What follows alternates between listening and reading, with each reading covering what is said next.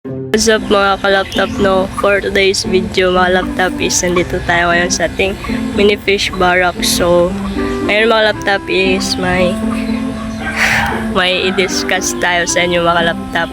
Kasi nga, yung molly natin, yung marble molly is nanganak na, and then may dalawang batch na tayo sa marble molly natin. So, siguro hindi pa ako kukuha ng ibang strain mga laptop kasi focus ko muna tong strain na to kung paano talaga alagaan yung mga mollies, ganyan. Kasi nga, palagi tayo namamatayan ng mga molly kapag mag-alaga tayo, no? So, sa mga gapis naman, ay mahina tayo sa production. So, siguro, sa molly tayo magsisimula or magpo-focus mga laptop. So, ngayon mga laptop, siguro mga every other day na tayo mag-upload kahit na hindi na fish vlog, kundi mga iba't ibang vlogs na mga laptop pero may laman. So, yun yung ibig kong sabihin guys. So, ngayon, fish vlog muna tayo ngayon mga laptop. So, siguro sa susunod, ma-travel na ganon. So, para hindi kayo maumay. Para mas tayo guys, mas productive pa. So, ngayon, pakita ko sa inyo yung mollies and then i-discuss natin ano yung tatlong tips. Let's go! Sa molly natin mga ka-laptop is ito yung mga breeders natin, no? So, palagi nyo itong nakikita sa mga vlogs ko kasi nga ito yung highlight dito sa akin mga ka-laptop kasi itong strain na to ang pinakamadami sa atin. So, yung ibang molly is konti lang talaga. So, ayan, sinwerte naman tayo guys kasi nga may freebies and then nakipag-swap din tayo kay kuya, no? So, kaya ganyan kadami yung mga marble mollies natin. Quality pa. So, ito yung unang babies or fry ng ating balloon mollies na marble mga ka-laptop. So, yan siya. Yan yung mga babies. So, yung nakuha natin dito 17 pieces pero yung mga as of now is 14 pieces na lang sila makalaptop kasi may dalawang mahina dito sa kanila. So, kinuha ko, siniparit ko makalaptop kaysa naman madama yung iba na mga healthy. So, yun. At ito yung second batch makalaptop. Naglalaman to ng 18 pieces makalaptop na mga marble balloon fry. Yan, 18 pieces na dyan makalaptop. And crystal clear yung tubig kasi nga may plants tayo dito na dwarf sagittaria. So, yan, hindi ko sila pinapakain makalaptop ng kahit na anong foods makalaptop for 3 days din makalaptop.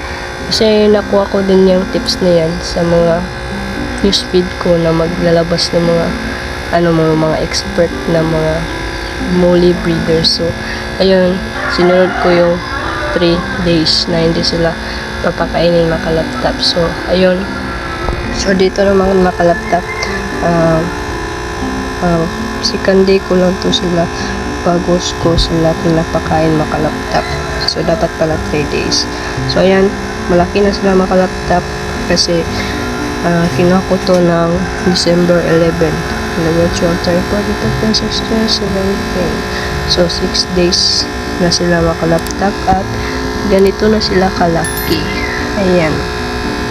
Kasi yung pinapakain natin sa kanila is koi king na growth. Growth na koi king. So, sa balloon molly natin na black is wala talaga. Dalawa lang talaga yung healthy. So, sana naman is mabuhay ito sa lahat at mapalaki natin ng maayos. So, yun mga ka-laptop, napakita ko na sa inyo yung mga balloon molly natin na fry. So, yung tatlong tips na sinasabi ko sa inyo mga ka-laptop is lang. Siyempre, separate mo yung mga fry dyan sa parents nila. Kasi nga, kapag magutom yung parents nila mga ka-laptop, kakainin yung mga fry nila. So, yan yung first tip. So, sa second tip naman is 3 days bago sila pakainin. So, bago ko lang yan natutunan. So, salamat pala sa mga vlogger na mga expert sa pag-breed ng mga mollies. Kasi may nakuha talaga ako sa kanila mga laptop. So, ayun, tinry ko yung 3 days sa second batch natin. So, dapat pala 3 days bago sila pakainin mga laptop. Siguro nga, baka may baon pa sila sa pag anak pa lang, no? May baon pa sila.